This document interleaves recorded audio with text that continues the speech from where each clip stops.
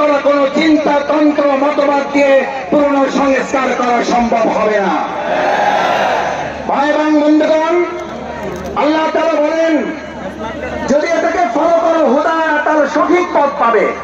আচ্ছা, আপনাদের কাছে জিজ্ঞেস করি, যদি কোরআন অনুসরণ করার মধ্যে দিয়ে সঠিক পথ পাওয়ার কথা বলা হয়, তাহলে আমাদের কাছে কি এই প্রশ্ন ওঠা স্বাভাবিক নয় যে কোরআন বাদ দিয়ে যে কোনো পথ অবলম্বন করলে ওটা সঠিক নয়, ওটা গোমরাহের পথ? কোরআন যদি আল্লাহর পথ হয়, তাহলে কোরআনের বাইরে যা মত আছে, পথ আছে, সমস্ত মত এবং পথ ইবলিসের পথ। ইমানদাররা কখনো কোরআনের পথ, আল্লাহর পথ বা ইবলিসের পথে হাঁটতে পারে না।